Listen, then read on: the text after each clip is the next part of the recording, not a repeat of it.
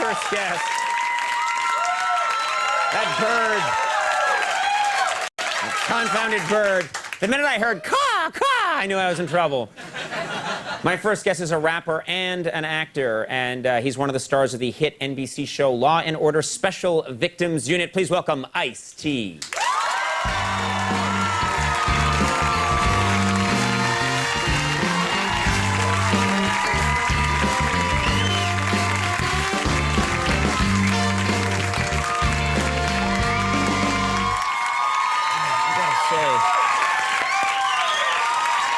I gotta say, nobody... You know, you've been on this show many times. We always have a good time. I know you pretty well, but every time you walk out there, when you give the Ice-T scare, you scare me. You know, that 1,000-mile stare that you've got. That's pretty intense. That's good. All right, I gotta clear up something. It's been in all the newspapers recently. I can't believe this is true. All the newspapers say that you are gonna produce a rap album for David Hasselhoff. Tell me what's going on. How did this happen? It's a total lie. It's absolutely not true. Basically, I was doing an interview with one of these newspaper cats, and the guy just asked me, he says, "You're the best," and all that. He said, "I bet you could make anybody rap." I said, "For enough money, I can make anybody rap." And he said, "Could you make David Hasselhoff rap?" And I said, "For $5 million, I would sign David Hasselhoff to my label." Right.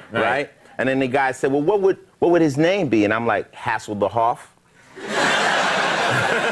Hassel the Hoff? Hassel the Hoff. I mean, you know what I'm saying? So I'm just saying it. Next thing you know, I read all in the press that I'm actually doing this album with him. I read in the Inquirer quotes out of my mouth. Now, I've had bad press, but it's scary when you read quotes, when you actually see something you didn't say inside It's a just quote. been made up, right? Just make it straight up out of nowhere. So. Right. You know, no, I don't know David Hasselhoff. I've never met him. Do you know his music at all?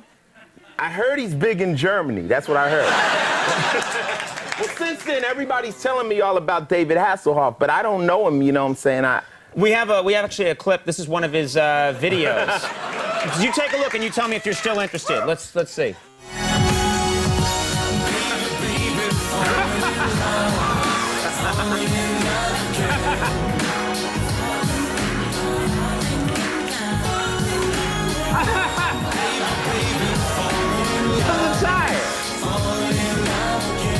All right, that's enough. That's a video that he made. I love it. You're watching that and you went, "That's a tire." What's he doing with the... I don't know. All right. That's him. That's actually what he's doing now. He's working in an auto body shop. Yeah. $10 million. $10 million. Yeah, I signed him to later. So if the money's right... The money's right. I have him rapping like Wu-Tang Clan. Really? Yeah, I'll Really? have... Would you also shoot a video where he's rapping, but he's building a car slowly? For that much money, I could get Jay-Z and everybody in the video. Really? Yeah, You get them all in there, and then it would work. I don't know if it would work. Oh, I see. Oh. You're not talking about how bad it might be. Nah, we'll just get it done. Get it done. There, it's technically done. Where's my $10 million? Didn't say it'd be a hit album. Now, when you first started acting, you've done so well in the acting world, but when you first started acting, it seems almost like you were willing to take any role. Is that you weren't that discriminating? Is that fair to say? To me, acting is just fun. I mean, Right. It's just entertainment. You know, I'm a rapper. I was a musician. I got all these offers to do films, and I would do, you know, pretty much anything if I could buy a sports car. Right. So you'd actually think that when you were making the deal? Yeah, they would say, "Would you be in this movie?" And I'm like, "How much is the new Porsche?" The one. And I'm like, "Well, you can either pay me or pull the Porsche up on the lot and I'll do the movie." And it didn't matter if they said you're going to be a ballerina in this movie. Well, anything outside of kissing a man or wearing a dress, yeah, I'd do it for... Yeah, I mean, come on. I did Tank Girl. You ever see Tank Girl? We actually... I thought, yeah. Is this one of your sports car movies? No, I got $1 million for this. Yeah, but you play half man, half kangaroo in this movie. Hold it. Half man, half kangaroo. We actually have a picture of you in this role. There you are. I hope that you got a nice car out of that one. $1 million. Okay, that's a nice attitude. Anybody out here wouldn't dress up like that for $1 million right now?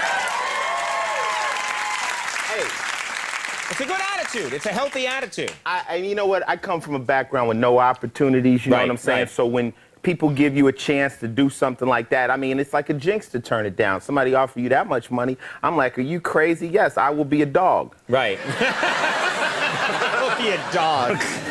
What's happening? Yeah. No, it's funny you mention that, because as I'm thinking about it, I've done 600 things that are much more asinine than that on this show for next to nothing. So, so who am I to judge? You mentioned dogs, so I can bring this up. And this seemed strange to me at first because I didn't know that you were that interested in dogs, but you're a correspondent for the Westminster Dog Show the last 1 or 2 years. Is that right? Yeah, anybody see that? Anybody out here seen it? From Extra. I was the correspondent. Coco and myself went out to the Westminster. Coco, explain Coco to the people. Coco's my fiance. Your fiance. And we went out there and we messed around and met all these celebrity dogs. Celebrity dogs. The famous dogs from the dog show. You don't know, these dogs are rich. These dogs got private planes. They don't fly up under the plane. I met this one dog that gets flown all over the country just to sleep with other dogs, you know? Not sleep, but... I was like, yo, this is cool, but I like dogs. It was fun. Okay, so that had a good time. And do you have a dog? Yeah, I have dogs, but my dogs are pretty much not dog show material. They just lazy and, you know, sleep around. Coco got a couple of Labradors, lesbians.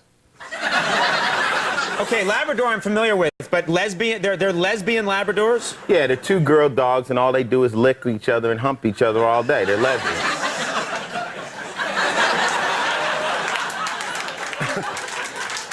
And that's their right. I mean, that's their choice. They've chosen that lifestyle. When we go to Arizona, we have a house What are in you Arizona. doing? Are you gonna go to sleep on me? I'm just moving. This is the most laid-back interview I've had in a while. There we go. So tell me about these lesbian dogs you got. You know. Yeah.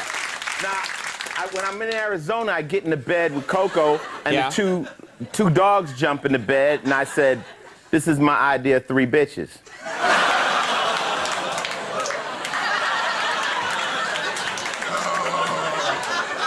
Ice-T, there's only really one classy way out of that anecdote. Amigo, come here.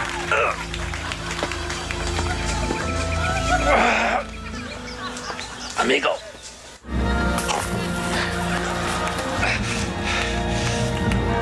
That's a horse. You see what that horse did for him? That's a smart horse.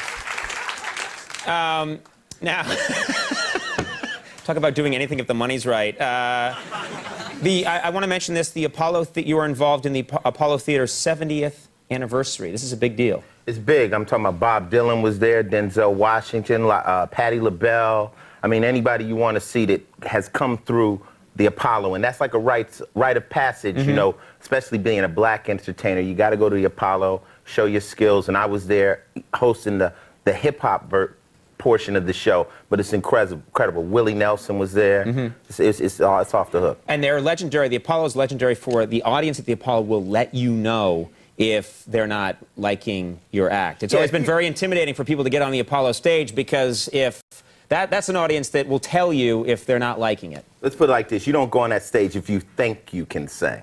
Right. You know, you better know how to sing. Right. I'm appearing there next week, by the way. I just thought I should mention that now.